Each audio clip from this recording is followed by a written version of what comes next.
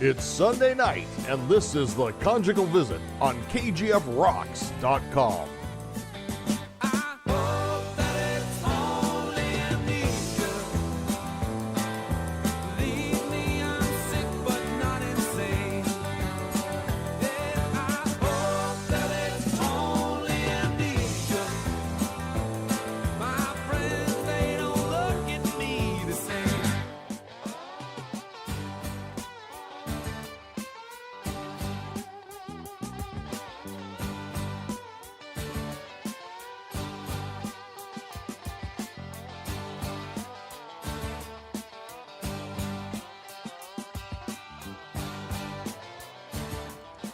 Yeah, the Conjugal Visit Show on KGFRocks.com through Spreaker.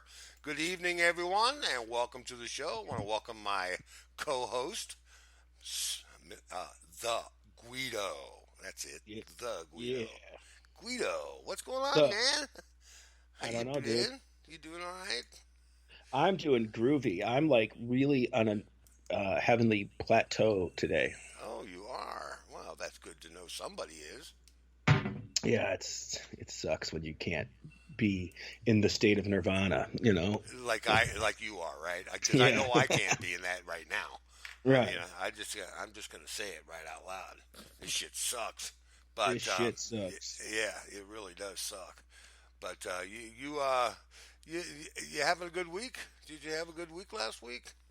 Well, besides for the extreme cold here in New York, which was like Brutal.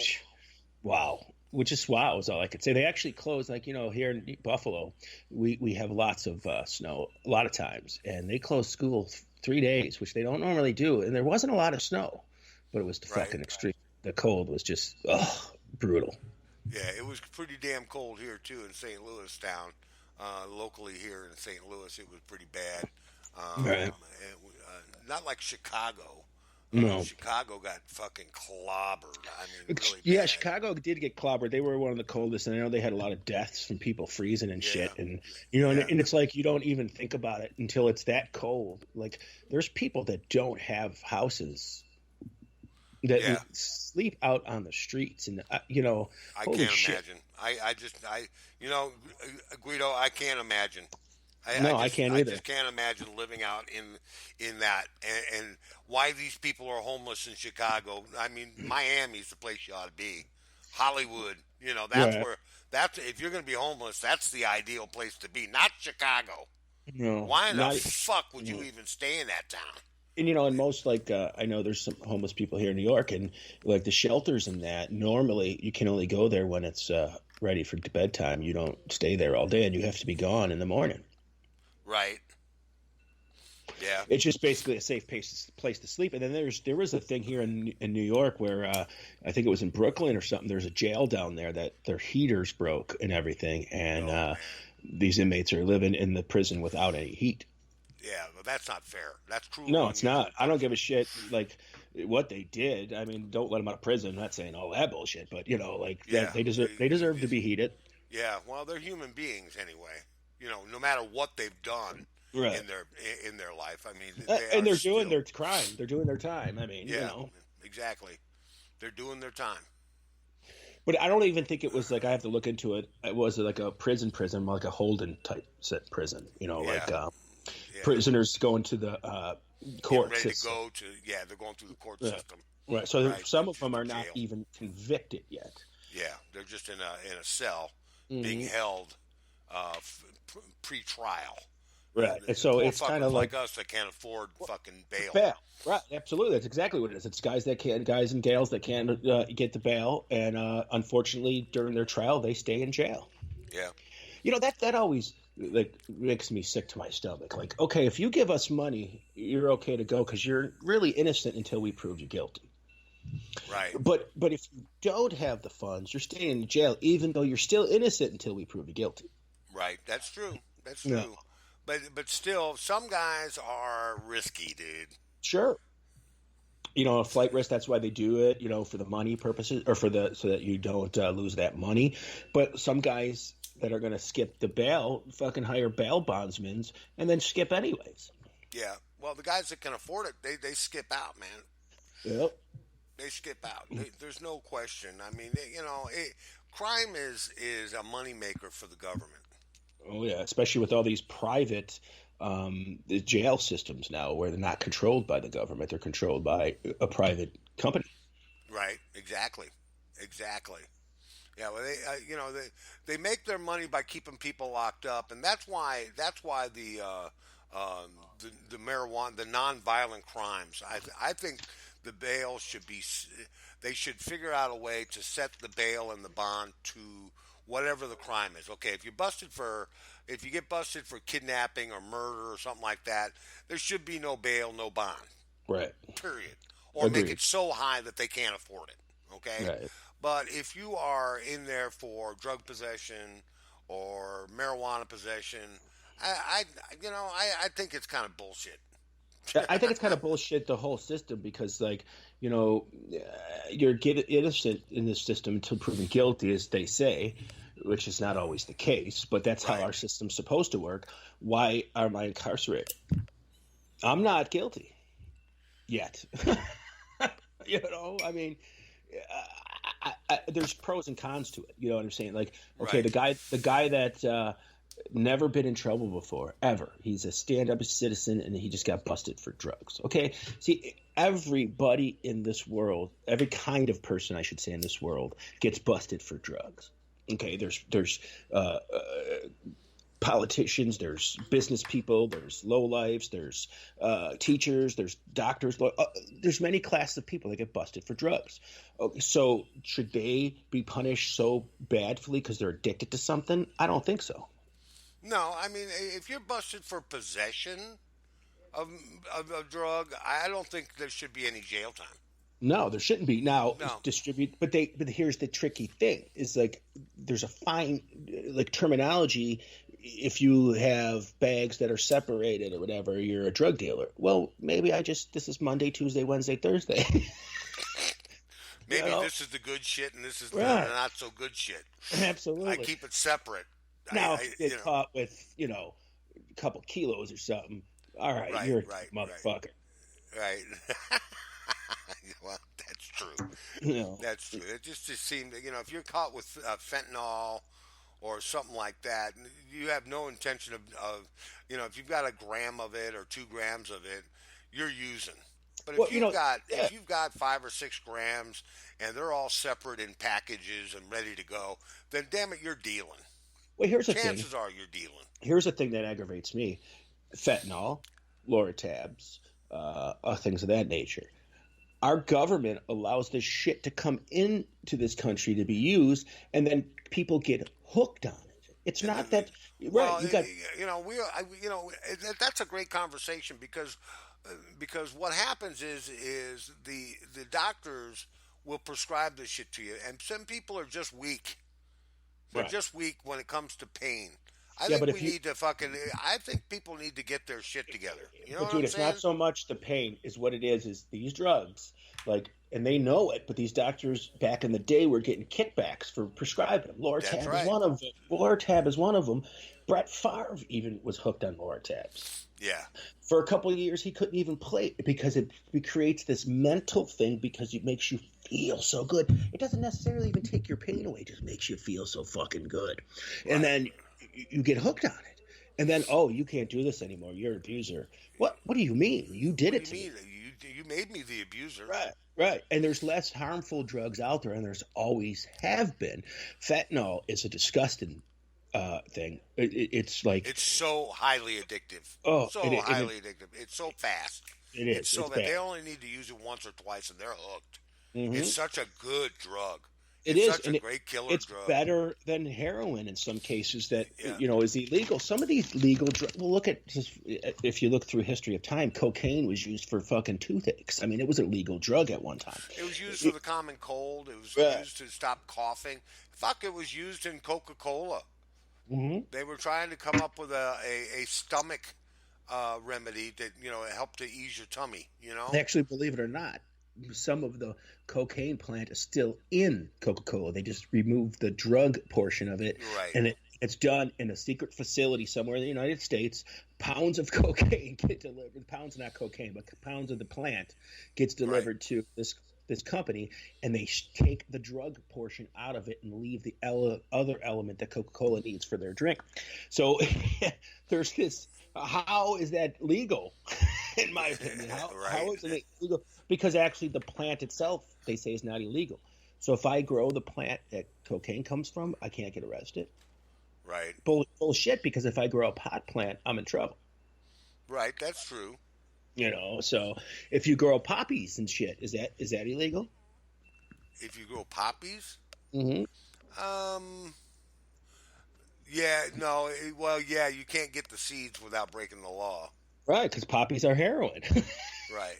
That's what you make heroin out of. I mean, or one of the ways you make heroin. That's why if you watch The Wizard of Oz, when she said, "Oh, poppies, I'll give them poppies," and then they fell asleep, and I'm like, what the fuck is that? I was a kid, like, why did poppies make them fall asleep? Yeah, well, that's what it was all about, and And then she sprinkled the snow was the cocaine. The snow was the cocaine to bring them back out of it. So they're doing an Elvis Presley. They're taking downers to sleep and uppers to wake up. And think about that. That was in the 30s or whatever that was. Oh, yeah. And that was like drug reference, so big drug reference then. I mean, it's just, it's crazy how, drugs have always been a part of society's life, but, these legal drugs, I think, are just as dangerous or more dangerous than some of the street drugs. Oh, yeah, they're more dangerous because, the only safe thing about them is you know your dosage. Yeah. On the street, you don't know what you're getting. You know your dosage, but does that mean you're only going to take that one dose? Well, no, you know what you're supposed to take, but everybody always abuses. Painkillers, are you kidding me? I always abuse them.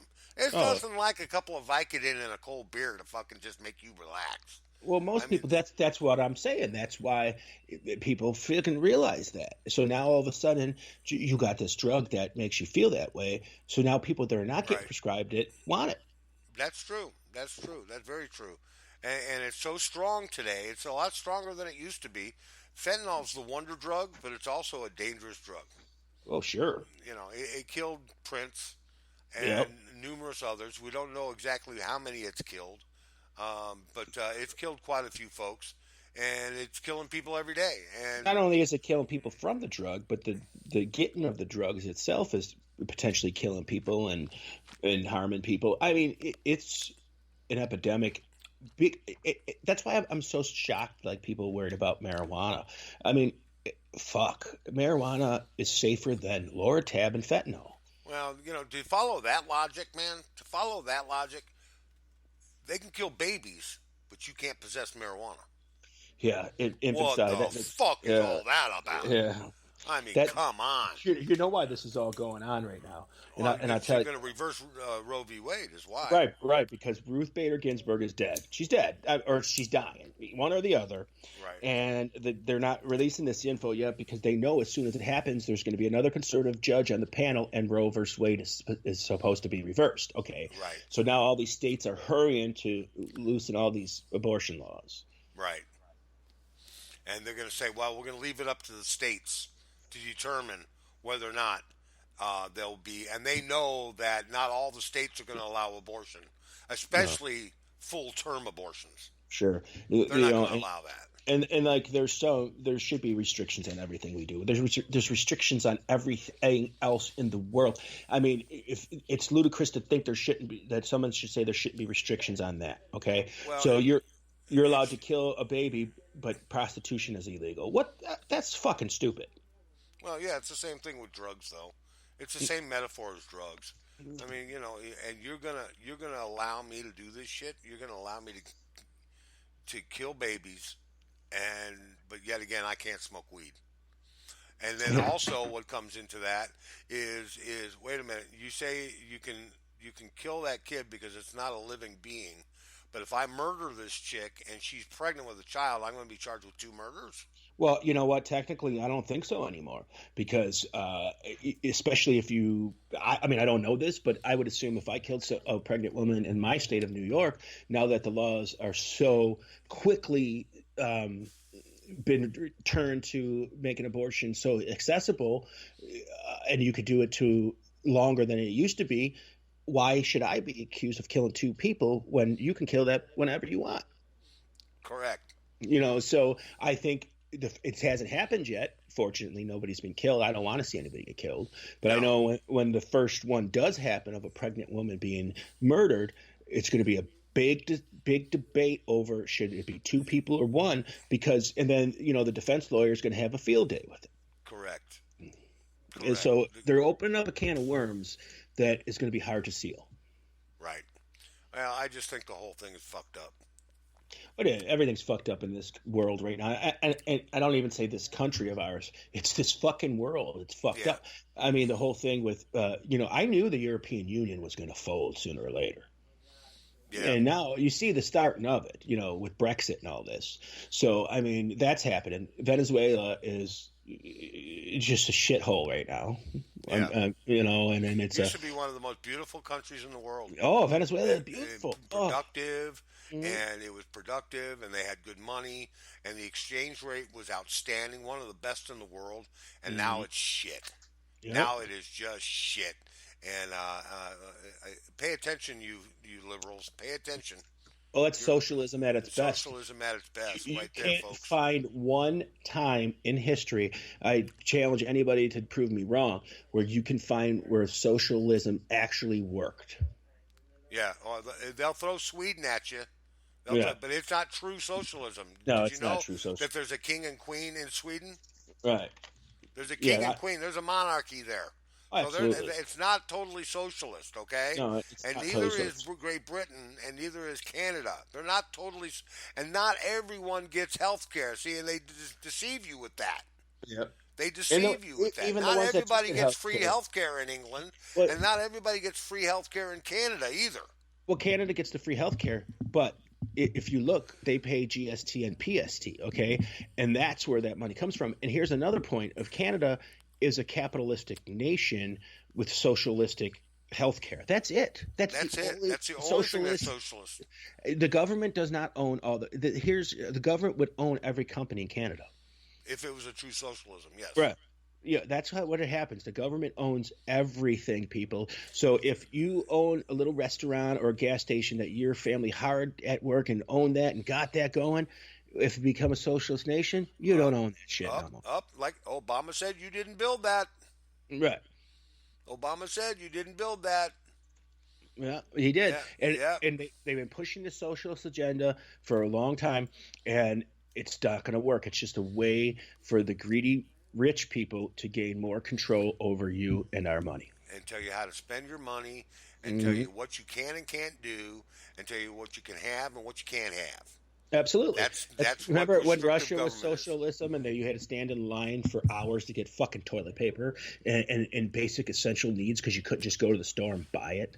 No, and it's the same way in Venezuela now. Yeah, and I don't. That's totalitarianism. I mean, I will if this nation ever became that way. As much as I love America, I would go move to another country that wasn't socialist. I want to be part of a capitalistic nation that I have the opportunity to better myself and do well. Well, start making plans now. Yeah, I don't know. It's going to be the USSA, man. The United Socialist States of America.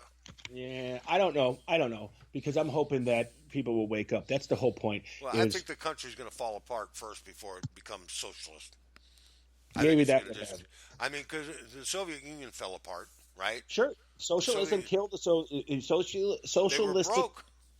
And they were a socialistic. What do you call it? Dictatorship. Right. Pretty much, and that's what happens. It becomes a totalitarian state, and you rely on the government for everything. And then the people's morale is just so low because right now I can go to work and I can say, "Shit, I want to get this one thing, so I'm going to pick up a couple extra hours at work," and then I go get it.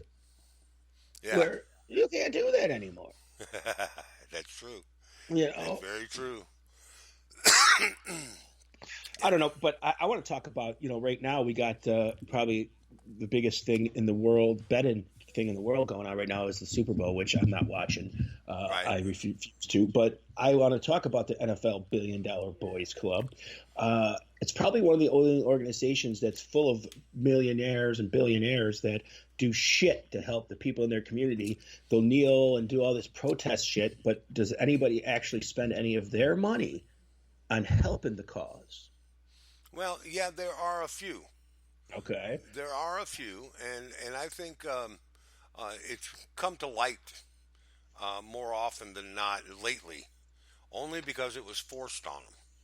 Sure. I think that they give more to community. You know, it used to be the day when the pro football player went to the Y.A. Tittle football games and bought uniforms for the kids and things like that, right? And I think we need to go back to more of that. Well, it was back then they didn't have much money. And that's the thing, too, is those guys didn't have as much money as these prima donnas now. That's true. You know, That's true. Back in the 70s, guys didn't make fucking millions of dollars a year. And this is this Super Bowl this year is a love fest. Yeah. Okay, it's a love fest, and it's all about the whole thing. And now, don't get me wrong, folks. I mean, I know I'm going to get hate mail for saying this. Okay, I know I'm going to get hate mail, but you're taking it wrong. Okay, you're taking it wrong. There is no social injustice. If you're out on the fucking street and you pull a gun on a cop, you're going to get shot. True. Okay? If you're selling drugs on a street corner and you're a punk and you beat people and you distribute fentanyl to the people and you get shot, oh well. I couldn't care less. Yeah. I couldn't care less. So there is no social injustice because there's justice. All colors are prosecuted by the law when they break them. Yeah, they are. They're all done that. Well, what about the rich? Well, what about the rich? We're watching a whole lot of rich motherfuckers go to prison now. Oh, yeah, we are. And we're going to watch seeing a lot of rich more. people going to jail, man. So don't give me that shit you're being treated unfairly. Well. Okay, social injustice does not exist in the United States. You want to talk about a made-up crisis? That's it, right there. That's the made-up crisis. There is no social injustice anymore. It's gone. Well, it's pretty gone. bad. They're not hanging people on the tree. They're not doing any of that shit anymore. Okay, there's some folks with some fucking racist views. Okay, I dig that. But don't say it's all one-sided. It's both sides of the spectrum, trust me. Well, it's funny because it's the mainstream media that pushes the, when I was growing up, I'm a child of the 80s and that, maybe your generation was a little more like a racist and biased generation, but my generation, we embraced each other and we were fine. In the 90s, it was fine. All of a sudden, it's become this race thing when I don't know where it came from because they're losing the power. Well, when there was social injustice, they actually had more power when there was social injustice than they do now. Right. And so they say, well, wait a minute, now we're equals. And so we need to instead of being equals, we don't want to be equals. We want to be above and beyond. And because they're no longer that way, they are going to behave the way that they're behaving and say, oh, there's social injustice. We're being treated poorly. People are just snowflake babies of this generation, and I'm tired of it. But I want to get away from that because I don't want to be all dark today when our guest comes up. And, let's go to something else. This is kind of funny and kind of stupid at the same time. But this is a news report coming from remember the band Stained? Yeah. Okay, well, the singer from Stain, Aaron Lewis, is he's now a country artist. I don't know when that happened or how that happened, but he was performing a concert last night in Pharr, Texas. That's Pharr, and he unsuccessfully couldn't quiet the crowd down. After waiting for a while, somebody said, "Tell them in Spanish," one woman suggested, before another man shouted in Espanol, and Aaron responded, "I'm sorry. I don't know how to speak Spanish. I'm American." And walked off the stage. So and now he's a vocal supporter of the conservative side, and he's was so totally against what's his face, Barack Obama, talking to a crowd one time of one of his solo concerts in 2016. He said Barack Obama should have been impeached a long fucking time ago. He said every effing decision he makes is against the Constitution. It's against what's good for our country. And he is truly the worst fucking president that has ever had in the history of this fucking country. Now, that's something that, is like, he's probably an outsider now in the celebrity community because he should have stayed in rock. He should have stayed in rock. Well, I mean, that's just some balls on his part, and I don't necessarily agree what he says, the host, I don't speak of, whatever. I'm not saying that he said that's right, but here's the thing. When you come to this country legally, it says it right in the oath that you take. You got to learn English. You got to learn English, right? So, okay, learn it. Now, it's one of the biggest populations of Hispanics. It says in that area that he was in, the Hispanic rate is 96 to like 4% non-Hispanic or whatever. Right. So he should have done his homework too then. Yeah, he should have done his homework. I mean, most of the folks, I mean, legal immigration is completely left out of the conversation. Right. We bring in hundreds of thousands of people every year through legal immigration.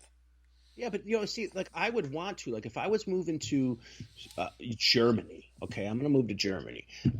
I would want to know at least part of the language to be able to do my essential. You couldn't survive without knowing German. You couldn't survive. They'd be ripping you off every chance. That's what happened when I was in the Philippines. I didn't know Tagalog. Right. I didn't know Tagalog. And they're out there, the jeepney drivers and taxi cab drivers are ripping you off blind. Mm-hmm. I know the same thing happened to me when I lived in Brooklyn. Couldn't understand. Yeah. I'll tell you this story one time. I got, how you call and you call for like your cable or whatever, and they ship it overseas to somebody, the call center. Okay. Right. So I got somebody from probably India. I don't want to assume. And I really couldn't understand the guy. And I really feel sorry, and I'm sad for saying this, but I really don't understand what you're saying. Can you transfer me to somebody in the United States? Because they do have every place has a small call center in the United States, and it's okay to do that. The person that picked up the call from the United States, I think she was somebody from New York City or something, and I wish I would have had the other guy back. Yeah. Because I couldn't understand her either. So, this is the part that makes it's funny about immigration, because now all our calls go overseas to like India or whatever. Those people learn English for that job. Right. You can learn English to come to this country. Yeah. Or at least I'm not saying you need to be a scholar at it. Just know the basics. Just gotta have the basics down. Right. Yeah. Like where's the baño? Right. Or the bathroom rather. Right. You should point me in the direction of the pisser. I mean, I remember you gotta take a piss. I remember the first time when I was like in the Army and we were traveling abroad, and somebody said, "Where's the loo?" And I'm like, "What the fuck is the loo?" Well, that's St. Louis, yeah. Well, that's St. Louis, but that's also Australia and other places too. Yeah, it's a bathroom. Yeah. Right. And then it was strange to find out that in Australian homes, most of their bathrooms are out the fuck side. Well, the shitter was invented by a guy by the name of Shitter, right? Yeah. Well, I thought it was Crapper. Oh yeah, that's a Crapper. Yeah, a not guy Shitter. by the name of Crapper invented the Shitter. It was in the castles. They would have these areas where you could relieve yourself, and it would be a board across the hole. And you would sit on the board and take a shit, and it would go down this tube and down under it and into the moat it would go, and you would get rid of it that way. Well, the whole Crapper story is just a bullshit, false lie. He didn't invent the toilet. Somebody else did. I don't know who it is, so I can't say. But he was just the most popular one in his time. He made the best toilet. So kind of like how everybody calls a bandage a Band-Aid. The name Crapper became synonymous with bathhouses and shit. Right. So it's but how everything happens is that history just starts believing the fucking lie instead of the truth. I'm telling you what, man. If you and I had a time machine, we can go back and find out everything and realize and be like, wow, they fucking lied to us all this time. That's true. You know. But anyways, who do we got on tonight? We got David Lyons from the band Custom, Yeah. and they are out of Seattle. Cool. And they are a rock band. They're a solid rock band. And matter of fact, he just hit me on okay, rock and roll. He's ready to go. So we're gonna bring him in right now, man, and we can talk about what they are. They're band out of Seattle, Washington. And they are a rockin' band. I just got through listening to some of their stuff, and we're dropping them into our rotation. Well, we'll just find out more about him that way. How's that sound? We'll just talk to him. Let him tell us. Yeah, get the poop. So, but right now we're gonna go ahead and play a song called "Farther, Faster, and Higher."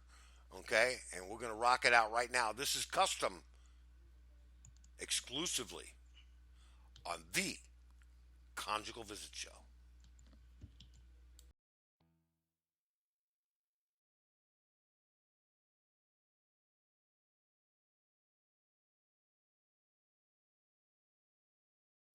Yeah, rocking it here on KGFRocks.com. Wow, that was faster than I thought it was going to be. Hey, we're here on the Conjugal Visit Show, and our very special guest, David Lyon, is with us from the band Custom, and they're out of Seattle, Washington, and they're a great band, and we just got through listening to two of their tunes. You guys got lucky. You got a twofer out there. Custom, that was On Me, and Faster, Further, Higher was the first song that we played. Both rocking songs, man. Those are good songs, dude. Yeah. Oh, thank you, brother. I appreciate that. Yeah, I mean they really are rocking songs.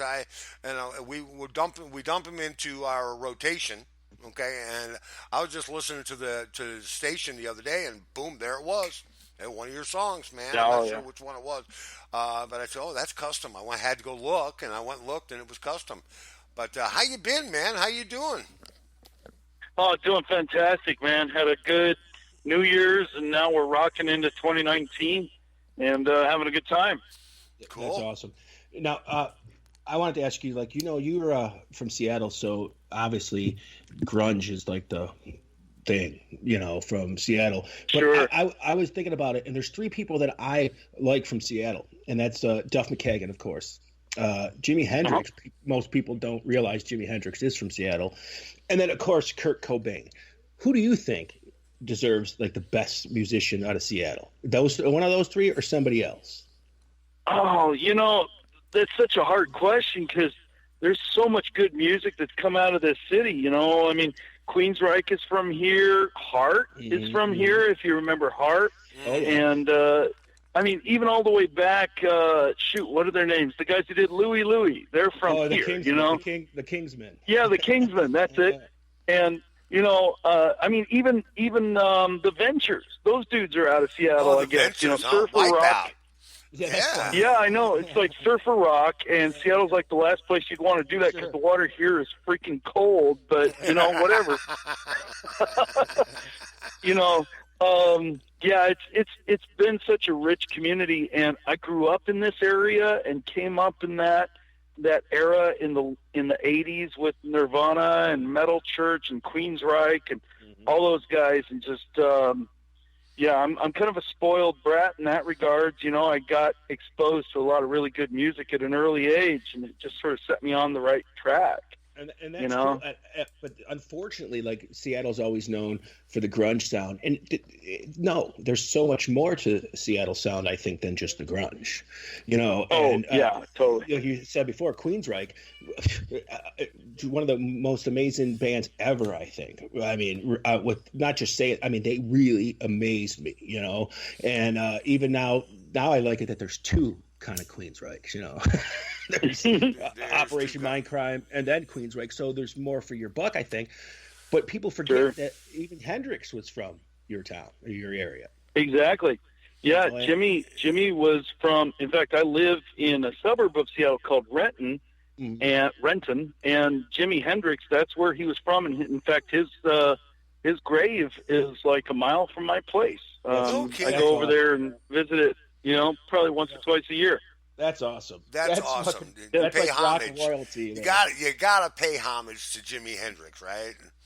Amen to that. Yeah. Yeah, the guy was amazing. He was amazing, and he was a pathfinder, and especially he was doing this when Seattle was like nowhere. I mean, nowadays you say Seattle to people and they get at least a vague idea. But Right. I used to, when I was coming up, I used to have to tell people Seattle was like north of Los Angeles. Now, let me ask it was that bad. Let me ask you this question. According to some folks, Jimi Hendrix was African American, and he was in the rock realm of African American as an African. Mm-hmm. Do you think his early death was influenced the music scene to where it is today? I mean, do you think if he'd have been alive longer, there would have been a lot more African Americans in the rock scene? I think unquestionably yes. I don't know. It's hard to say how things could have been or would have been. Right, would have, but could have. I mean, Jimmy, yeah. I mean, being an African American, especially in that era in the '60s through the '70s, that was a really tough time to be a black brother, and he carried it like a king and didn't let anything stand in his way or stop him. And honestly, he went to England. That's kind of where he had to make his breakout over there, because I think at the time England was much more progressive and open to the idea than America was at that time. And yeah, but early death or not, the man's influence still is so huge. You go to the Mopop Museum here in Seattle, and they got a huge exhibit just for Jimmy. And every guy I know, at least in the local scene, has been down there, and they always say, it influences me. Well, that's a great testimony to him, is that him being of a black man in the white rock world at the time in the '60s, he was so embraced. Nobody said, "Oh, that's a good black guitar player." No, that's fucking Jimi Hendrix. I mean, they never, that's how accepted he was. It wasn't even people. I don't know, he's black. He's just a guitar player, And he was one of the first people to break those racial barriers in rock and roll. He wasn't maybe the first, but he was one of the first notable ones to break that color barrier in rock and roll. And I don't think he did it. He did it with stuff. Man, the guy played the guitar backwards, pretty much. That's how he played it. And to this day, if you're a left-handed guitar player, you are not as good as Jimi Hendrix, because you're playing it with a left-handed guitar. Yeah.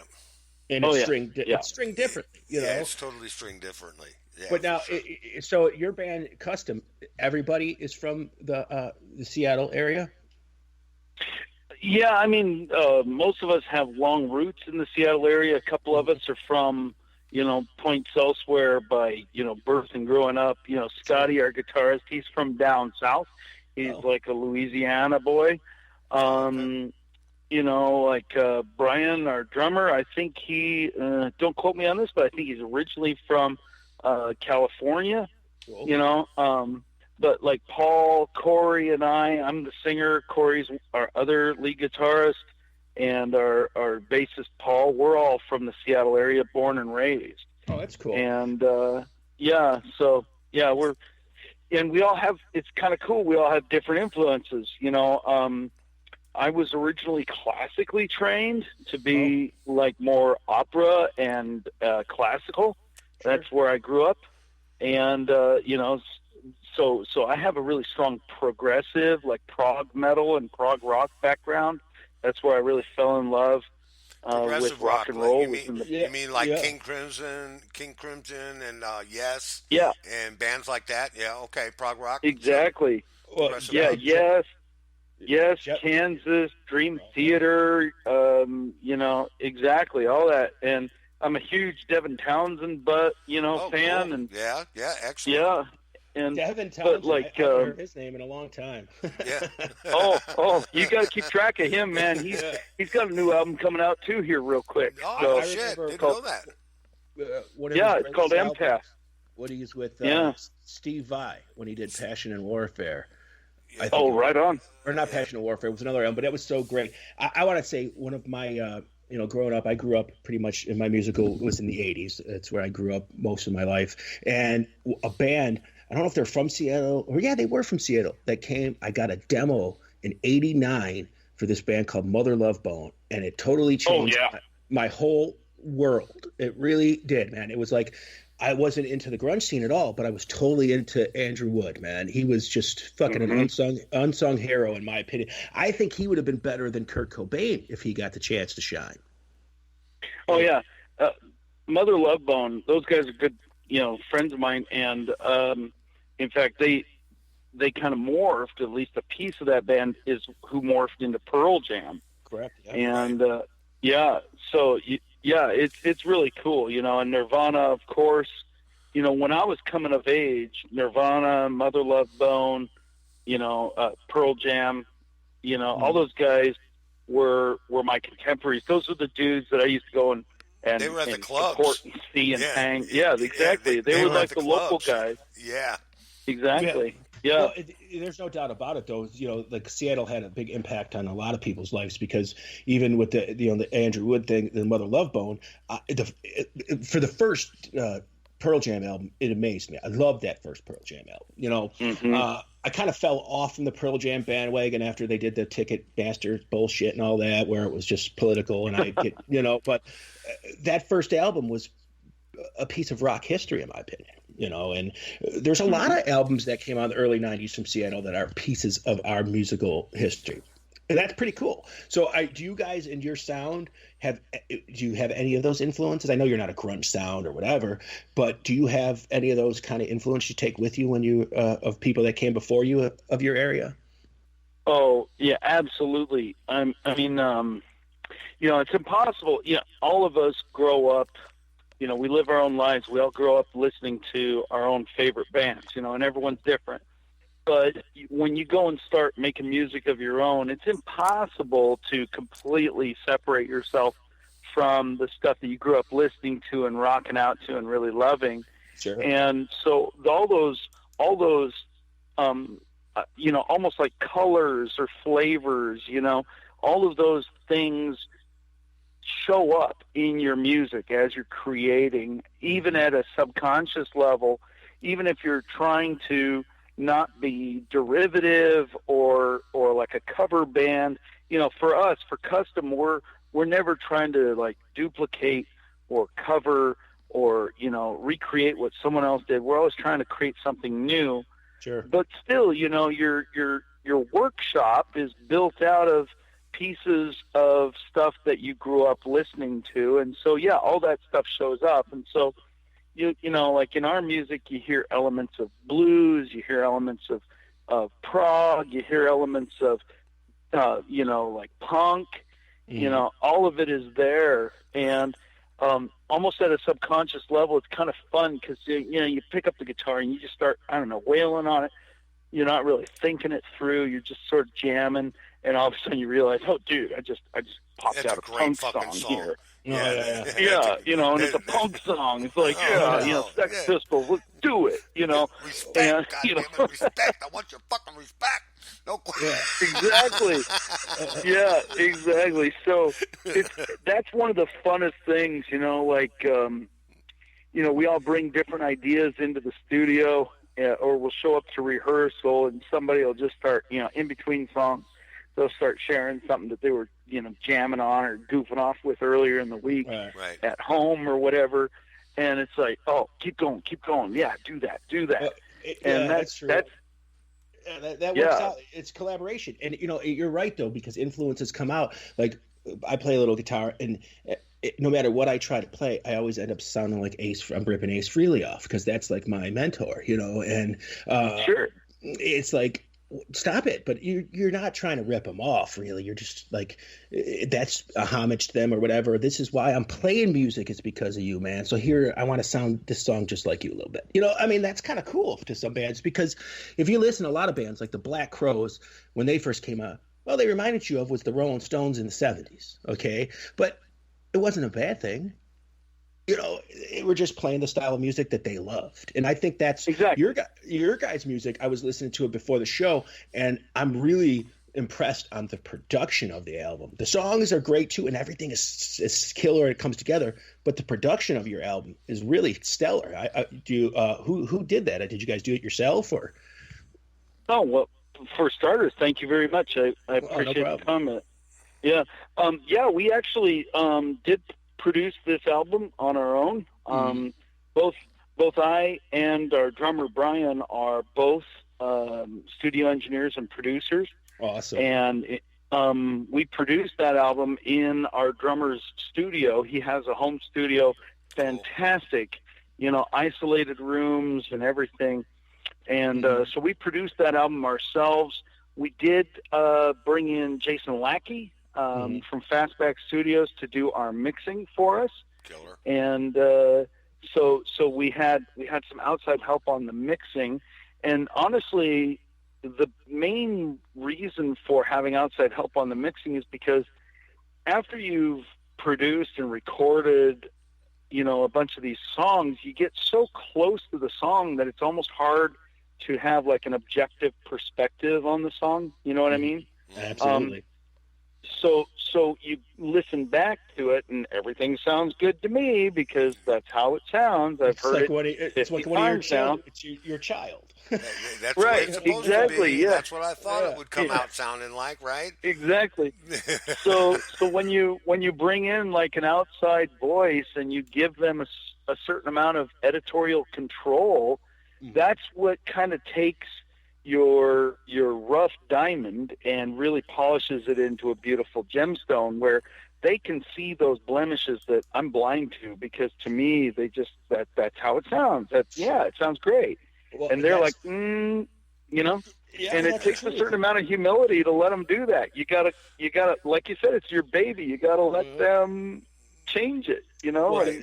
Right. The mixing guy is the unsung hero of any band, and just like the editor in a movie. Amen. They're taking the best parts of the tracks that you made and putting them together to make a sound that everybody else is going to like. Like you said, you wrote that song, so you have a way in your mind how it's going to be, but maybe it's not as the best version of what you want it to be, and exactly. That's why I think your album sounds so well mixed and produced. It really does. I'm a very big opponent on not overproducing, but I want the album or the song to sound at least like you gave a shit, Yeah. and not just release some studio thing you did in your brother's garage or something. I mean, no, and that's important, and that really sounds good because we get a lot of unsigned bands here, and they give us the music, and I'm like, I can't play this. This is just horrible, but you guys, so you took the time and did it right. And kudos to you guys. We really enjoy it. We actually have one DJ here that's really pushing your stuff on his shows now. And because that's Wild Bill. It wasn't for Wild Bill. Wild Bill Hill. Wild Bill that's Hill. right. Yeah. We love Wild Bill. He talks you guys up, and that's why we're doing this interview, mainly because he says, dude, you got to talk to these guys. I said, okay, fine. All right. So, Wild Bill, you are the producer of this show, and I know he's going to listen to this. If he doesn't listen to it tonight, if he's not live, he'll listen to it later. So, here's kudos to Wild Bill Hill. So, I got to ask you, man, who did the artwork on your album? That's fucking amazing, dude. Oh, well, thanks. On the actual cover, I'll be honest with you, I actually don't know right off the top of my head who did that. Paul, our bassist, he's the one who handles all of the he handles most of the marketing and artistic details for things like that. So he's the one who teed all that up. Man, that is just amazing. I love that cover. Yeah, I really do. That's cool. Yeah, it is. It is awesome. I look at that. I look at that picture of the meteor coming down, and the two kids just kind of looking at it, and for me, and the birds are flying away like they're freaking out. Yeah. And I just look at that and I see 1,000 different stories to sing about. Sure, you know, sure. So I love that sort of stuff. And then Brace for Impact. Brace for Impact is the title of the album. Now, am I wrong? Is there is there a song Brace for Impact on this album or no? It's just the namesake of the album. That's the name of the album. We debated about whether to write a song titled Brace for Impact. Mm-hmm. And you know how it is, like you go into the studio and you have, like, say, 20 ideas, and you end up picking the 10 best ones, and you leave the other stuff on the cutting room floor. Right. And we kind of wrestled with that and bounced it around. We talked about maybe changing the title of the album, but we just really liked the title of the album. And we felt like it was also, we wanted to give the listener kind of their own license to write their own ending to the story, if you will, where, you know, you hear the title Brace for Impact and it kind of puts you like, okay, get ready. You're about to get punched in the gut. And that's what we wanted to do. We wanted to give the listener something that really, you know, hit them at a visceral level where they could really get into it, you know, physically and emotionally. And, so that's just kind of where it came. You know, like all things, as you're writing songs, initially when you're first jamming out a song, you think, oh, it's going to be about this. And then when you really start working the song, oftentimes it changes direction, you know. Even sometimes change the name of the song. Yeah, exactly. And, and that certainly happened on this album. You know, a few of these songs really changed personality. Because when you first are jamming on it, you have one vision, and then when you really start to write it, and especially once you get into the studio and you start listening back to everything, that's when you start really, I don't know, getting to know the song. Maybe this is a little existential, but to me, as the songwriter and as the lyric writer, when I'm listening to a song, I kind of back up and I almost like have a conversation, if you will, with the song, and I say, okay, song, tell me who you are. You know, what's your personality? Are you a angry song? Are you a happy song?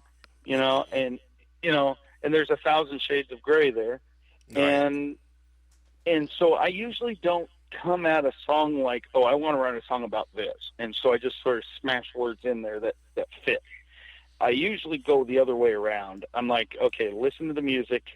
Where is it going? Okay, I'm going to write lyrics that push and move in that direction and build on that idea or story, if you will. Right. And it's some guys call me weird. Some guys are like, "Ooh, that's cool." You know, it's just, you know, but that's how I write. Dude, all of those songs that I heard on that album are fantastic, and they all rock out. I mean, any one of them could have been the title of the album. You know, any one of them could have been used. Well, you see a difference in like professional songwriting. I mean, if you could here write a song about smoking doobies. Okay, I'm a professional songwriter. I got to do that. But now, if you write a song that's from you, it's different. Like I'll look at back in the day, I'll look at an album. If I saw a professional songwriter on there, that would be one of the last ones I listened to because I wanted to hear, you know, the artist doing their song. You know, because it comes from them. It makes more sense to me. It's more vulnerable, in my opinion. If you're a professional, I can write a song about a fucking teacup. I don't care. I'm getting paid. You know, I have no connection to that song. And to me, a connection means a lot. That's why I was a big blues fan. I still am because, you know, a lot of people, I play guitar and they'll say, oh, the blues is the easiest music to play. I said, because you're playing it wrong. You're playing it technically instead of with feeling. Yeah. Right. You're playing it with technicality instead of feeling. And now that's not the blues anymore. That's something else. Yeah. So, you know, I've always been a fan, and I'm glad that's the way you write your music because it seems like it comes from inside of you instead of just from some void, you know, and time and space because anybody can write a hit, it seems to be these days. I listen to some of this music now, and then most of the new music sounds like compressed bullshit garbage. You know, like all the same. Every band sounds the same. So we don't play that kind of stuff, like most of that, because we like to play bands like yourself who are still trying to do the traditional rock or maybe even something new and exciting. So we appreciate you guys for doing that. And, we're definitely hooked. We're going to play, I think it's like 4 of your songs in our regular rotation now. Put some more in soon because thank you. You're kind of the core people that we want. We want to bring rock back to the way it used to be. We're keeping the music alive, man. We're keeping the rock alive. And let me ask you, are you guys doing anything else as far as studio-wise is concerned? Are you guys? Yep. Yeah, absolutely. In fact, we're back in the studio right now. In fact, Brian and I, like I said, the drummer and I, we kind of worked together and co-produced that last album, and we're just finishing up dialing in a few changes that we made to the studio over the last couple of weeks, getting ready to start recording come next week. Actually, we're going to be back in the studio next week and throwing down tracks. We've got scratch tracks laid for a couple of the songs, and we're going to get everything starting to dial in here in the next couple of weeks. So our goal right now is to release our next album. If all of the stars align properly, we should have it out by early summer or late spring. That's our current goal. That's a good goal. Now, do you have a label at all, or are you doing it all self-done? Right now, we're still indie. We're doing it on our own. We are open to working with labels, and in fact, we have been talking with a few possible partnersps. I can't drop names just right now because nothing's been. You never want to. You never want to pee in the pool, right? No, but, never. Yeah. But we've been talking with a couple of great labels, but right now we're still unsigned at the moment. It's interesting, with the way the industry has changed over the years. With the advent, of course, of the internet and things like YouTube and, Bandcamp and iTunes and all these other outlets, we can get our music out there. The challenge for today is that everyone has that equal opportunity, which is great, but it means that the average listener now has to wade through 100,000 bands and 2 million songs on Spotify to hear something that really appeals to them. Right. And so that's where I see the big label support nowadays can really help. Well, they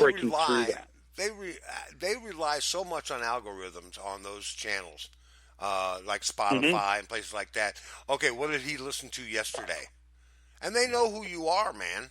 They know who you are. Oh, yeah. So if anybody thinks differently, when you tune in to like Spotify or something like that, they say, okay, this guy was on here yesterday. They know you, and they know the music that you like. So they pump you full of that music. And they also pump you full of the music that they're profiting off of. Let's not forget that. I mean, they're not just going to pump anybody's music because you listen to the same similar artists. They're only going to pump people that are going to make them money. It's always about money. Now, you're right. What you said was really smart way to look at the whole internet-based thing, because when it started getting normal people famous without going through that record company, and it was a great thing. But now everybody's caught on. So everybody that thinks they can play Stairway to Heaven is now a fucking musician. Yeah. And exactly. Like you said, you got to wade through all that bullshit. But that's the one thing that a record company can do for you now. It's not the radio or MTV no more. It's YouTube and Vimeo or whatever that is. And all that stuff combined that the record company can get you on. And exactly. That's all all the power they have now. There's no more payola at radio stations anymore, which I'm kind of sad about. I would like somebody to pay me to play their music, but no, I'm just kidding. Yeah. Fuck yeah, man. We've locally here in Seattle, the big rock station here in Seattle is KISW, and they're a great rock station. They definitely angle and lean more towards like the classic rock sound, and they're fantastic. And they actually still have like weekly shows, Friday night, Saturday night, where they're playing local bands, and local metal, and stuff like that. And so they're doing a great job of still trying to do the classic music scene support. So I just want to give a shout out to those guys because of their support. And they've been a big supporter of ours.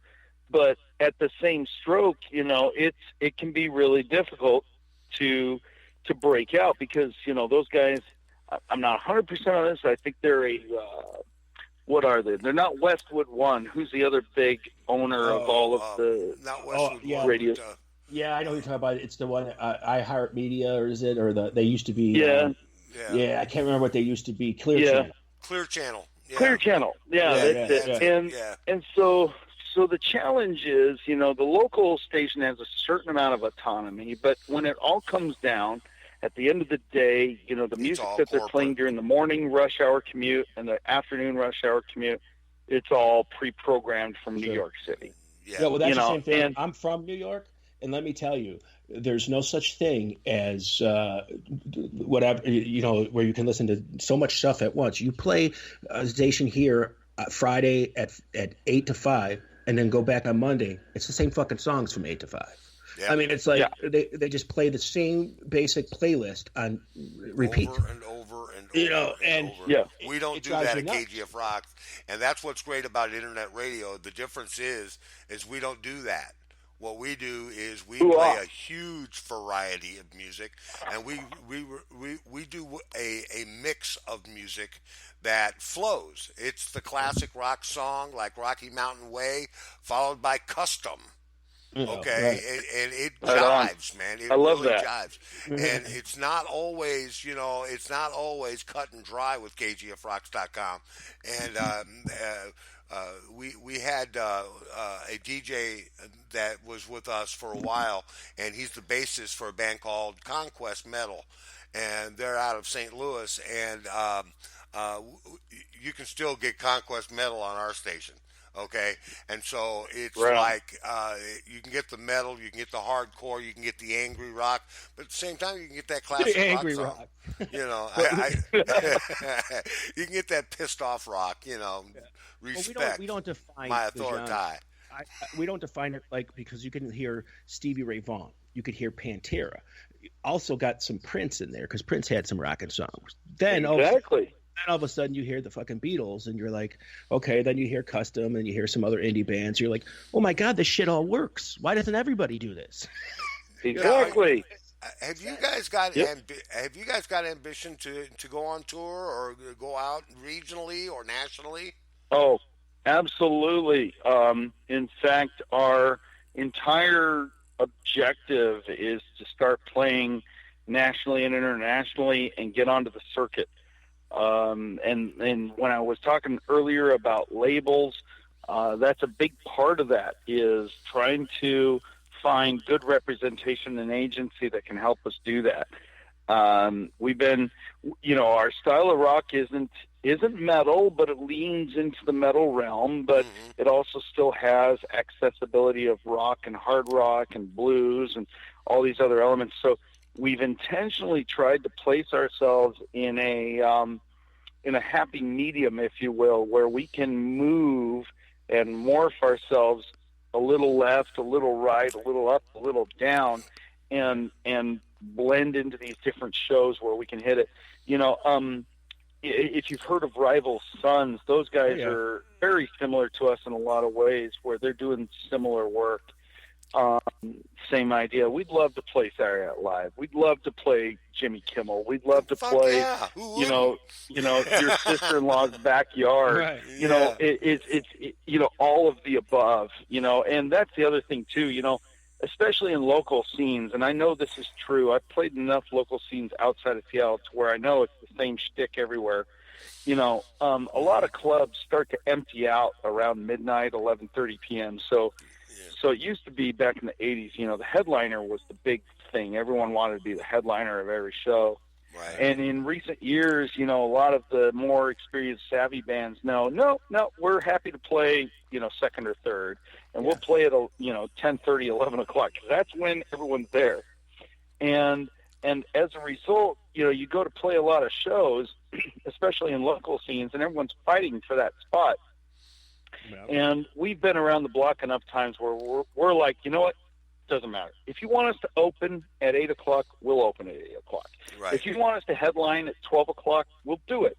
You know, and as a result, most of the venues and the bookers and agents, they know that we're, you know, easy to work with. And as a result, they like working with us. You know, we don't make it hard. And I think a lot of guys, if they adopted that kind of mentality where it was less selfish and more scene focused, that the whole scene would move forward much faster and much better and have more relevancy. You know, so I'm preaching to the choir here, but you know, that's who Custom is. Be smart. There's not a lot of big egos in the band. You know, that's cool. That's always great. We all have our strongly held opinions, and we have our disagreements. That you know, you know, you put 5 guys in a room and say, "Be creative now." You're going to have some drama, and we all understand that going in. You should have some drama because it's passion. It's, you know, exactly. If everybody just agreed with the one person all the time, it's going to sound like, you know, one person's vision instead of 5 people's, you know. And exactly. And that's what people forget today. And when you were talking about you guys are more on the metal scene or the metal side, that's really good because metal is still the only music that's allowed to have a guitar solo, because guitars disappeared from rock completely. You know, it's true. I miss the good old guitar solo. Yeah, I remember going to concerts where it was nothing but a guitar solo. Back in the day, that's all it was. That's all it was a guitar solo. Oh yeah. So if you were to go on tour with somebody, Dave, who would it be? I mean, who would you want to go on tour with? I mean, a national open for act. any band out there, dead or alive. Who would you like to? Oh, wow, that's I don't it's know. Hard that's to pick like one, ain't the it? alcoholic which beer to order. Yeah. Well, I've got a taste of some Ozzy Osbourne. Oh yeah, you know, bakers can't be choosers, right? If it's a good fit, we're going to take it. That's for sure. Okay, that's fair. If I had my druthers and if I had to pick someone, hell, you know, I'd love to play with anyone. I'd love to play with the Rolling Stones. Oh, you know, I'd love to play, you know, with Ozzy. I'd love to play with Judas Priest. You know, I'd go out with Queensryche. I'd go out with The Who is on tour. The Who is going on tour this year. Yeah, they're coming to St. Louis. I'd love to play with those boys. I'd love to see you guys open for the Who. That would be fucking killer, man. I don't want to go see the Who because Pete Townsend still plays the acoustic. I mean, heck. But I mean, like if Billy Squier came out of retirement, I'd play for that boy until my fingers bled. Yeah. And you know, you have all these heroes that you grow up with listening to, and just the honor of being on stage with them, you know, is you guys need to open for Kiss. That's all. Oh yeah, exactly. I don't think, honestly. Well, and this kind of goes back to what I was saying just a second ago about, you know, in a local scene, I'll open, I'll close, I'll play in the middle. I don't care. I'm just whatever makes the best thing for your club tonight. That's what we'll do. Sure. And it's the same thing with when you get into headlining or opening for these big guys. You know, we would love to play for anyone. We got to play earlier this year. We live in Seattle, and the Seattle Seahawks is our local NFL team. Right. And before each home game, they have this thing called Touchdown City, where all the fans are welcome to come and hang out, and they got beer gardens, and they got, you know, football pass, you know, throw games and whatnot. And they always have a band. And we were blessed and honored to be able to play for them before the LA Rams game this year. So the Rams just finished playing the Super Bowl. We got to play the opening show for the Seahawks versus the Rams this year. Nice. And that was fantastic. You know, just being on a stage for an hour in front of thousands of people, and just everyone's in a great mood, and you want to keep it upbeat and fun and happy, and just, you know, lead everyone into the game so they're going to scream their heads off. that's what we get to do, and that's the biggest adrenaline rush ever. Do you guys? Let me ask you this: do you guys ever cover anything? What do you like to cover? Sure. Oh yeah, we do actually. Every once in a while, we like to throw in a cover, and in fact, we've even knocked around the idea of making an album of covers, if you will, Nice. just for fun. And we do all sorts of stuff. We did Billie Jean, Jimmy. We did Michael Jackson's Billie Jean. No shit. Yeah, but we like heavied it up, and made it more. Wow, I'd like to hear that. Metally. That'd be something. That would be something to hear. That's shit. cool. Yeah, we did Come Undone. We did recently. We did Come Undone, which originally was a Duran Duran song. Yeah. But we did it. We did it more in the style of Adrenaline Mob. One of my favorite bands. And I'm trying to think of some other ones that we've done. But yeah, we do that where we'll throw in every once in a while, and we usually like to do them unannounced, where like in the middle of the set, we'll throw in this song. Right. And it's especially as the front man, I love interacting and engaging the audience and having like a conversation, if you will, with the crowd.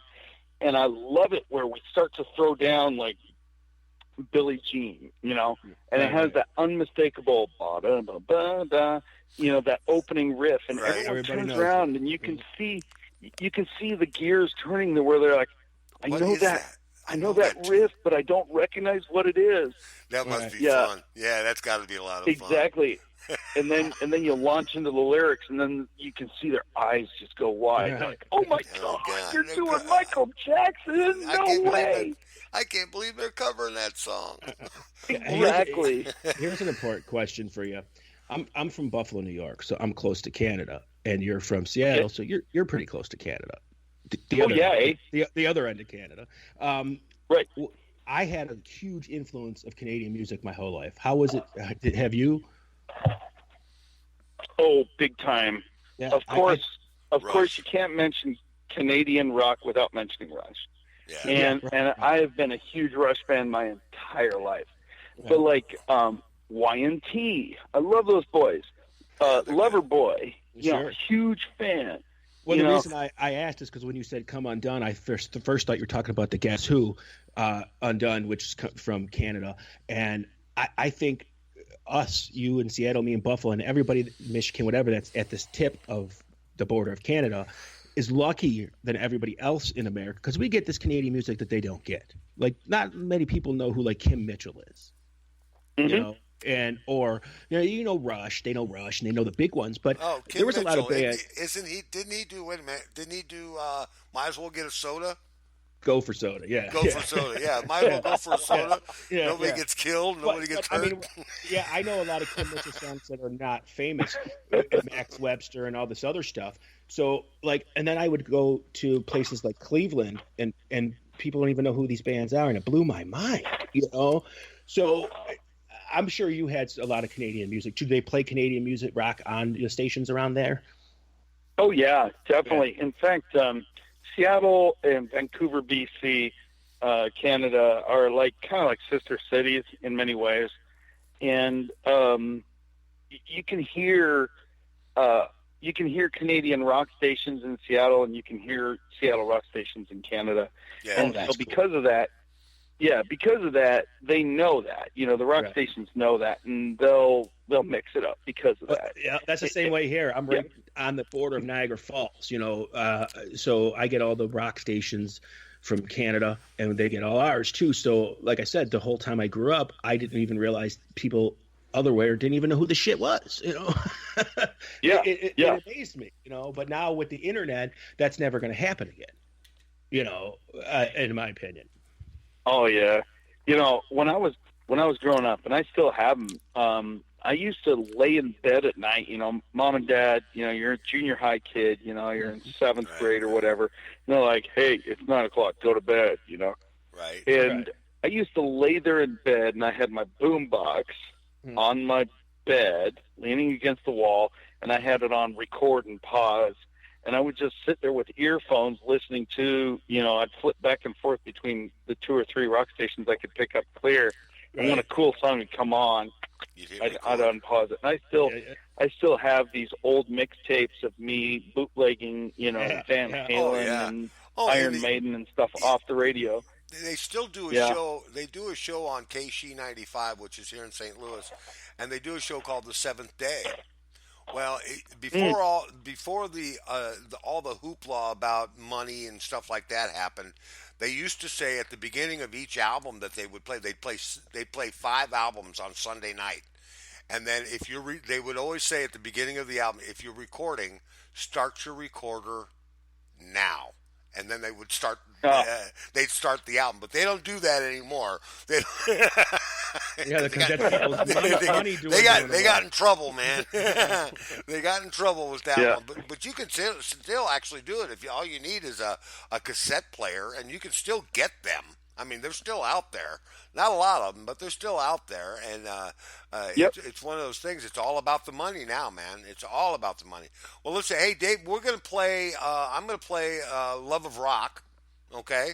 And then we'll come back. You got a few minutes for us? Yeah, I got a few more minutes. Okay, hang on there, man. We'll be right back. This is KGFRocks.com, and you're listening to the Conjugal Visit Show right here. This is Custom and Love of Rock. All right, well, we're back. No, he didn't. Right on. Yeah, we're back. That was fast. All right.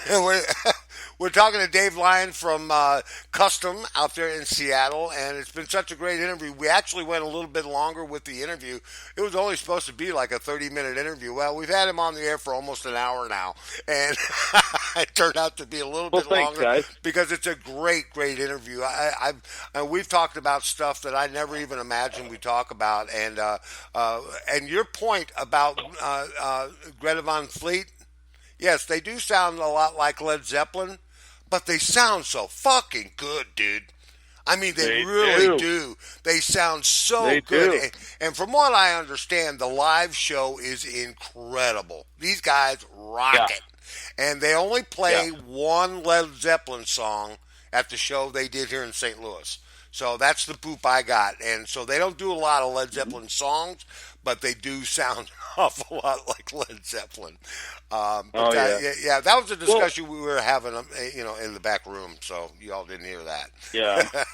Well, and that goes right back to what I was saying, where you can't hide from your influences, even at a subconscious level. They come out. And I don't think those boys are ripping anyone off. They're 100% genuine. Yeah, they are. And I love what they're doing. I really do. And I wish them nothing but success. Oh, you ought to tour with There's been some harsh criticism on them. And you know what? Get over it. Whatever. Get over it. They sound good. Yeah.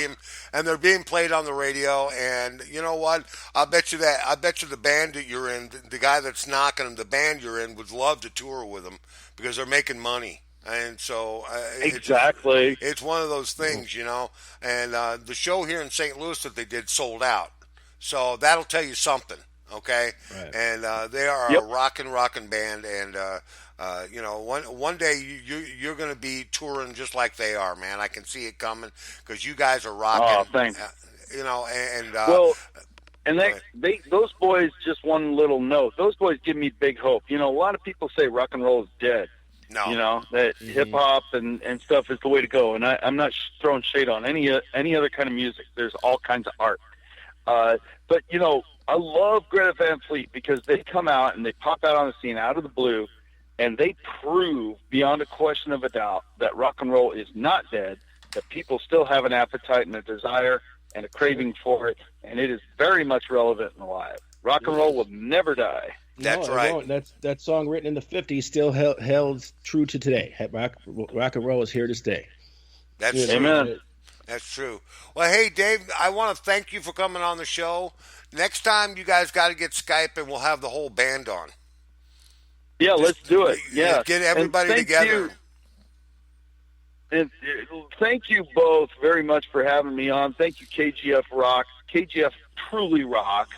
You guys are fantastic. We love, on behalf of everyone in Custom, thank you. You guys are more than we could ever ask for. You guys are fantastic. Hey. Thanks. We appreciate Listen, that. it's our privilege, and we thank you very much for coming on the show tonight. And we hope to hear a lot more from Custom coming up, and in the near future. And you just keep rocking, man. Just follow your heart, man, and play good music. That's all you got to do. Amen, brother. Same to you. Thank you so much. Okay, right, you man. have a good night and enjoy the rest of that party. The game is over, by the way, but that's okay. We had a great time talking with you. You have a good evening, okay, and you take care of yourself. All right. Good night, guys. Rock on. Rock You on. too, man. Bye-bye. Bye. Bye. Excellent interview. Oh, yeah. That was fun. That was awesome. We always do a good job, though, man. I'm Sure not do. surprised. I'm not surprised. Are you a little conceited there? No, I'm convinced. I'm pretty much convinced that we do a good Stop show. using my lines. I am not conceited at all. No way. Yeah. No frickin' way. Mm-hmm. So, what do you got on your mind now, Guido? Wait, I don't know. Let's see. Let's talk about sex, baby. No, let's not do that. No, let's not do that. That's pretty good. Well, Tom Brady won his 6th Super Bowl. Yay! Yay. And wait a minute. I said to you, dude. Now, tell me if I'm lying. But I said to you that the fucking NFL is so fixed that Tom Brady won his first Super Bowl against the fucking Rams, and he was going to win his last Super Bowl against the Rams. Yes, because whether He's he going to retires, fucking retire now. He's going to retire. He's done. whether he retires or not, this will be his last Super Bowl. Right. I And he guarantee won you. his first and last against the same team. And now he did it against the Rams, and now he did it against the Rams, and it's going to be this big media frenzy bullshit. And it's all the WWE is just like the NFL. They're both scripted, okay? The fucking debacle, this blown call during the Saints game proves it. Yep, it's a fix. The fix is in. The fix is in, folks. And if you're betting on the Super Bowl, you're wrong. You are definitely wrong. It's crazy that a friend of mine years ago used to tell me, "Don't watch that no more. It's fixed." No, it's not, dude. He said, "Think about it." He said the very first Super Bowl was the fucking greatest show on turf, LA or St. Louis Rams. Okay, then this friggin' little New England Patriots team with the quarterback that was drafted in the 6th round wins the Super Bowl right after September 11th. The Patriots win in the Super Bowl after September 11th. Yep. I said, well, maybe you're right. And then after years of watching and seeing the blown calls to all the big money cities win the Super Bowl. Yeah, that's true. My team, the Bills, were there 4 fucking times and didn't win one time. Why? Because we're not a big city. Yeah, that's true. I mean, it's crazy. It's fixed. It's fucking fixed. And I'm not saying the players are in on it, because I don't think most of them are. I think they're being bamboozled too. It's the fucking officiating and certain players and it's the league in general officiate and certain players that are in on the fucking cover up. There's a lot of players that are not in on it, but they know what's going on. It's like the champion wrestler. It's like Hulk Hogan. Yeah, okay, he won the title 5 times. It's only because he went in and said, well, I'm going to lose this match, and then I'm going to make a comeback. And he was the most popular, or he was the one that was going to be most controversial or whatever, because it was about selling tickets. And if Hulk Hogan was the most popular and you made Hulk Hogan win the championship, more people were going to watch. And more people were going to go to see if he was going to win it again. Right. And he Absolutely. did. And he did. So, yeah, it's all fixed, dude. Well, you know what? The best thing that ever happened in professional wrestling was them finally admitting that it wasn't real. Okay? Yeah. Because now all that bullshit stuff, it's fake, you watch a fake. Now you know you're watching a fake show. But you still watch it. They still have millions of people that watch it. It's still fun.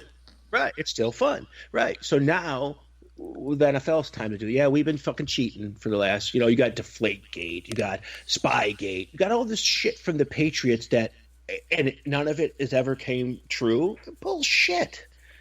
Oh, yeah, it's all for real. That's for real. Right. Yeah, it's all bullshit. It's all bullshit. And it was just like that call in the Super Bowl when they won against the Rams. It Right. was just like that call on the goal line. That goal line call. Oh, was wrong. the knee, not yeah. Oh yeah, Yeah.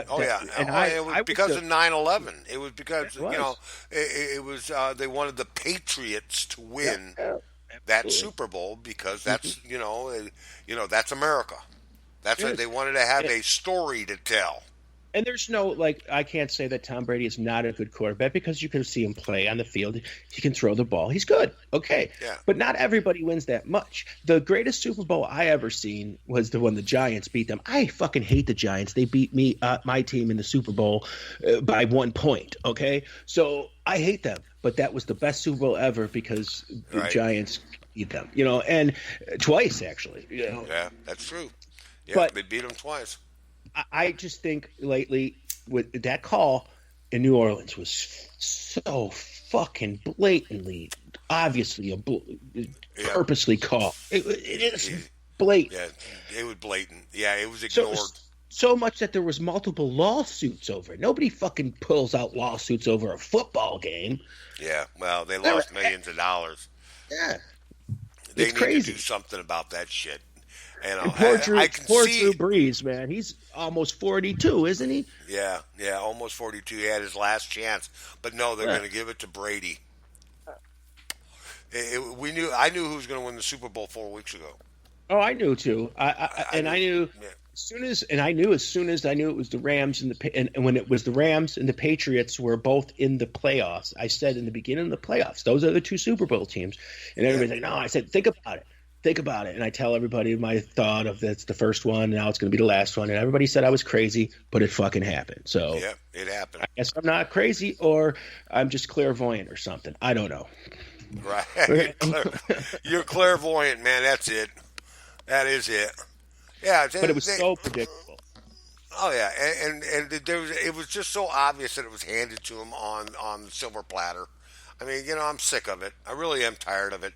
Maybe this next league will be better. This ex-football league. Oh, yeah. And now, Well, now they got the American Federation of American Football. Right. The Well, it's so American smart of Vince Football McMahon Federation. to do the XFL Yeah. right now. Because the first time he did it, he tried to do it like the WWE and make it like sports entertainment. But now he's really going to make it a real football league, like kind of like the USFL was. And there's going to be now competition against the NFL. I think when the USFL was in part, the NFL had they had to fucking shape up, and football became exciting again in the '80s for a while. Yeah, it did. It did. They changed the rules a lot, and there was a lot of real winners in those years. Right Sure. after that The failure, USFL folded. the USFL folded, and everybody says, "Oh, well, that was a Donald Trump failure." No, he had one team. He had the Generals, and so Actually, he won his lawsuit against the NFL for monopolization and for backhanded tactics of playing the networks to get. He only won $1, but he didn't want to win money. He wanted to win the fact that showed that the NFL was crooked and corrupt, and he did that. He did that. He does. Exactly. He does own the USFL now. He bought the rights. Donald Trump owns the rights to USFL. I'm sure He's he the does. only person that can use that name ever. Who else could bring Herschel Walker in? I mean, seriously. Jim Kelly. He Jim got Kelly. Jim Kelly. Yeah. He got Reggie White. Yeah. Herschel Walker, like you said. There was a couple other ones too. I can't think of top of my head, but Jim Kelly, Herschel Walker, Doug Flutie had success there with the New Jersey Generals. There was a lot of fucking great football players, and they were. But the problem was, and they knew it.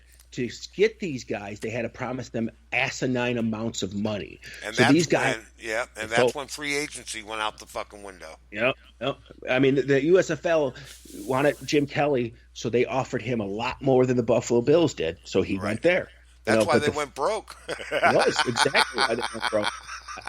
It's amazing that they knew what they wanted to do, and it should have worked. It should have been a more competitive league, but what happened was the NFL started calling CBS, if you fucking show them, we're pulling out. And they were doing shit like that, and they couldn't have a level. They were telling stadium owners, don't let them play in this stadium. This is, the Kansas City Chiefs stadium. Right. whatever, and or whoever stadium was, Right. and all of a sudden Didn't they they weren't play? playing. Didn't they play over at a college stadium in New Jersey? Yeah, Where they did did because I Yeah. can't remember. Maybe it was Rutgers, but Yeah. they most of them couldn't play in NFL stadiums, even though the NFL doesn't own any of those stadiums, That's right. The teams do, or the city does. or the city, or a private individual in some cases. Yeah. So I don't understand that. I think the USFL could have been a competitive league and still could have been around today if the NFL didn't do that. NFL did that to the AFL too. That's why the AFL said, "Fuck it, we'll merge." We'll merge. Yeah, that's the only way they could have got out of it was Right. to merge the two leagues, and we'll make it the Super Bowl, and we'll make it the AFC and the NFC, and the NFL says, "Well, fuck, we're going to get what 14 free teams." Fuck it, yeah, okay. At that And it was time, all because they were doing the same thing. Yeah. They had the power and they were using it to blackball the AFL. And it's not right. If you really look at the history of NFL, it's really a corrupt league, and it was started by corrupt, not people that were like business owners that were rich and corrupt and whatever. well, It it's the was same thing with baseball, though. I mean, there's baseball a lot is shit. Baseball's corrupt. Basketball, all of it is. Anything that involves betting is somewhere corrupt. corrupt. Yep, it's sick. Oh, It's a disease. Look at Pete Rose shaving points to win bets that he made. Yeah, or to pay off debts that he had. Or bets, right? And you were Mr. fucking awesome baseball player. I still don't think they should have took his records away because he was a coach at the time and not a player. So I still Right. don't think they should take his records away because he accomplished all that, and he While he accomplished was a all player. Right. He accomplished all that without drugs like Mark McGuire and the rest of them did. Right, and they're So- still in. They're still going Right. to get in. Right. They- So they- I think they should have rescind that whole thing with him. But professional sports, dude, anything that there's a chance in Vegas or betting on with rich, powerful people, there's potential for corruption. How many freaking boxers do you think took a fall for a payday? Oh, I'm sure there's quite a few out there. Yeah, I mean- number one, what's his name? The guy that bit the ear off of that one fighter. Who the fuck was Mike it? Tyson. Mike Tyson. Yeah, Yeah. he took a boatload of money for biting that ear off of him. Right. I'm telling it's you. just it's Yeah. corruption, and especially with the Vegas angle. Then you have mafia stuff back in the old days, like the 60s and 70s. Right, Go to right. a team owner and say your team's going to lose or you're going to lose. I Right. mean, that shit happened all the time. Yeah, the Black Sox, the White Sox, the Black Sox. right. Yeah, shaving points. Sure. I mean, money talks, man, especially Yeah. back in those days when the owners were raking in all the money and the players were just getting a weekly fucking salary like they were just an employee. They were making $20,000 a year, and the team was raking in millions every year. Absolutely. And You so know. what happens? Somebody comes your way with a better, more lucrative deal. Hey, it's sports, but it's also your livelihood. So you're going to do whatever it takes to make that money. I don't care what you say. Right, that's true. Just like it's your job. You always want to make more money at your job. You want to raise. You want to get a promotion. Same thing in professional sports, man. That's true. And it's a sad state of affairs when now we're being political in sports. We never used to be political in sports. Why now? Why now, right? I don't care what your political view is. Go throw the fucking football. Go flow the football. I, I don't give a fuck what your political beliefs are. I really don't. The only political beliefs I care about is the ones that I have. I could give two fucking shits about anybody else's political belief. Go do your job and play football and shut the fuck up. The same thing with a lot of musicians and actors now. Do your job and shut the fuck up and leave your political views to yourself. That's right. Well, That's right. It doesn't change. It don't change my opinion. Just because fucking, some big singer said that, don't believe this. I'm going to go look into it. And, Who the fuck are you to tell me what to believe in and what not to believe in? But you never really heard too much of that bit, man. But there was political songs and protest songs, but there wasn't. You didn't have a celebrity up on a soapbox telling you who to vote for. Nobody did that. Yeah. Well, I mean, we had the liberals back in the day during Nixon. who did Yeah. it. Crosby, Stills, Nash and Young just won. Jefferson Airplane did it. The Grateful Yeah, but Dead now it's did a it. little different. They make you back then they were just telling you who they supported, and now they're making you feel like a dumbass if you support the other person. I love you. You're my musical hero, and now you're telling me I'm a dumbass because I like Donald Trump. Go fuck yourself. Go fuck yourself. You know, that's the way I feel. If any celebrity has a problem with me being a Trump supporter, I don't have time for you anymore. I don't want to listen to your music. I don't watch your movies. Fuck you. Fuck you. Hmm. Yeah, and on a quick note, you survived the vortex. Yeah. They even gave it a name. They even gave it a name. And What was it? I forgot. I can't remember. Melissa or something. And Oh, yeah. and they gave this vortex a name, and it got cold here. Okay, Yeah. I mean it got downright cold, but not nearly as cold as it got up in Chicago. And it was ass bad. blister cold. It was bad. And everybody says, "Oh, cold is cold." No, unless you experience it, man, you don't know, because it could be 25 or 20 degrees outside, and you think it's cold. But when it hits wind chill factor of 54 below zero, you know it. You feel it. It's in your lungs. It hurts your lungs. And I went outside to scrape the snow off of my car, and the wind was howling. I mean, just howling. And I go out there, and I stepped out, and I even had a scarf over my face, and it hurt my lungs. It hurt. And me being a smoker, it made it even worse. But it was bad. I had never felt nothing like it. So much for global warming, huh? I mean, you know, it was still the Global warming has always been a lie, dude. It's always been It's a fucking scam. lie. It's a scam. It is. It's a scam. And you know, the thing about it is like the polar vortex is, fuck, it was cold. It was like really, it was even cold for Chicagoans and New Yorkers that normally have cold weather. Yeah, and it didn't last long. It only No, it lasted didn't. 4 or 5, 3 to 5. What was it? 3 or 4 days. Yeah, and then it was about gone. 4 days. Yeah, Yeah, it was gone. And like the last day here, Friday, was like fucking 6 below. It felt like, you know, and the next day it was 38. Yeah, exactly. Well, today it was almost 70 degrees here in St. Louis. That's crazy. I think it was 50 here. Yeah. But okay, it was 6 on Friday and 50 like today or whatever it was. You know, and right. that's some extreme temperature change. And you're trying to tell me that global warming is a thing? Stop it. Just stop cold. lying. Oh, this was just a phenomenon. Bull fucking shit. A polar vortex comes every year. Yep, at least once. At least Yeah. once. Sometimes Right. 3 times. Sometimes, right? In February, it's like a freaking. It looks like a Superman's fortress in Superman 1, and like ice crystals everywhere, and you know, it's cold as fuck. If it's global warming happens, it shouldn't be that cold anytime. That's true. That's very true. I can't believe that they would entrust us by and force us this Ocasio. What the hell is her name from New York? Oh yeah. Okay. What's this new Green Deal with this? You know, we're going to get rid of all fossil fuels. They're not going to get elected. No, because you know the fossil fuels does not. I mean,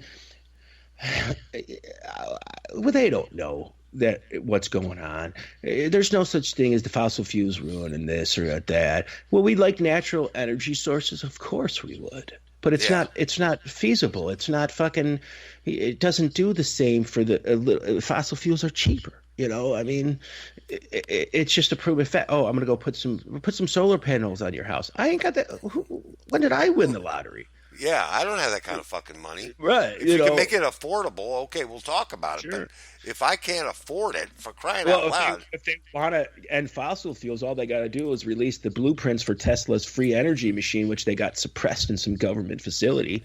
You know, that would definitely end fossil fuels, but that ain't going to happen because then nobody makes money. It's all about making money. It's like the common cold. There is a cure out there, folks. They just won't let it out. Yeah. There's a cure out there because all those medicine companies would go fucking belly up. and they can't afford that. All those drug companies would go belly up. I see the spoon Vicks Vapor Rub. No, don't do that. this program is brought to you by Vicks. Another Vicks. Or we had a company in Buffalo called Mentholatum. They made like a Vicks product. Yeah. And that shit would burn, dude. Put it under your nose, it'll unstuff my nose. I think it gave me 3rd-degree fucking burn on inside that shit. You know? Right. It unstuff. Exactly. You know? Exactly. It's some potent shit, man. That is some potent shit. So. It's like destroys everything. But it does work, I guess. You know, some of them old cheap remedies work, you know. That's true. Cheap remedies do work. And the old ones do. Some of the old ones work really well. And some of the new ones, not so much. I can't take Theraflu. Theraflu damn near killed me. Really? It's got Tylenol in it, and I can't touch it. And my wife says, "Oh, take some Theraflu. You'll feel." No. You want to kill me? Is that what you want to do? Well, Tylenol kills me, man. Tylenol is bad. It's bad for you. So is ibuprofen, from what I hear. Naproxen is the best painkiller out there. Ibuprofen's a liver killer. Yep. And Tylenol, if you overdose on Tylenol, it'll shut your liver down.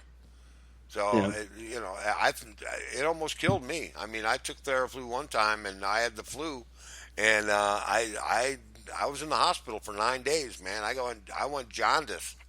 Got sick as a dog from it, and I said, "What the fuck?" When I'm sick, I just take out my tampon. Oh yeah, you just take out your tampon. Yeah. Well, when I get sick, I bitch. I'm a lousy patient. I'm not gonna lie. It's funny because I don't like to take like cold medicine. I don't know why. I'll take a pain pill, I'll take this, but I won't take a fucking cold medicine. And it's weird. It's just weird. I don't know. It would be one thing to fucking use a substitute of some sort, but to not take anything at all for a cold, I don't want to hear you bitch. If you're sick and you don't take something, or I love this. I love it when somebody says, "Oh, I've got such a headache." Well, go take something. Well, I don't know. Shut up. Go take a fucking Tylenol for crying. Go take an aspirin. You know, I mean, they need to bring aspirin back. Aspirin is. I take aspirin. I don't anymore. I'm supposed to take one a day for my heart, but me too. I take one every day. Yeah. And I guess it does have a lot of beneficial help, but drugs in general are. I don't know. I just think people depend on things too much. Like, you got something for everything. You got a stuffy nose. Oh, I got a spray for that. You got a sore throat. Oh, I got a spray for that. Right. My fucking hangnail hurts. Oh, well, I got a spray for that. I mean, it's just like, come on. There's got to be some natural remedies that work. Like, if you get a sunburn, don't go buy shit. Go buy a fucking aloe vera plant. Bust that shit open, man. And if you got a cut. You got a cut, put that on there. It'll work. It does work. We used to, in Arizona, there's a cactus out there that's really good for cuts and scrapes and stuff like that. It keeps infection out and stuff. Works really good. I mean, it really works. It's a natural remedy, and natural remedies are the best, Do you see that? I think it's Denver is putting magic mushrooms on the ballot to be legal. Yeah, what's up with that? I don't know, man. Psilocybin mushrooms? I mean, come on, man. And did you know that that's arsenic? I mean, seriously. No, that won't pass. That will not pass. It's just funny now. You give somebody an inch, they're going to keep pulling. Yep, they're going to keep pulling the trigger, that's for sure.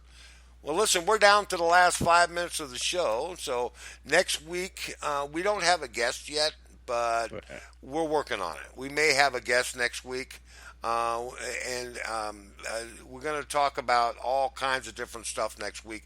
If we don't have a guest next week, we will still be on, okay? So it may be an abbreviated show because we'll run out of stuff to talk about. I can never run out of things to talk about. Oh, that's true. That's true. Hey, did you know they got a car that runs on water, man? Yeah. Well, they actually do. Let's not get into that. And the government stole the technology and killed the guy. But you Yeah, can see killed it. the guy. Yeah. Well, we can do that. We can do This that. week on that crazy conspiracy show. Oh, that crazy conspiracy show. Yeah, we could do a conspiracy show all week long. There's so I many want to conspiracies out there. up a used furniture store and call it Slightly Touched. We got crazy deals. We got crazy deals. Don't forget to listen to all the shows here on KGFRocks.com. You can listen to Wild Bill Hill. He's back this week. We also have Zookeeper Bob, and we've got Diamond on Friday nights, and then we have Free Ride Sunday morning for the classic show, and that is the free brunch program. So tune in for all of those shows. They won't let me DJ or see that. Yeah, well, I would. I mean, but you don't. You just don't, man. I don't understand it, man. I don't get it, dude. We need you, man. I don't Because know. I'll be talking about all kinds of shit and get myself in trouble, you know. Not for me. I couldn't care less. You can talk about anything you want.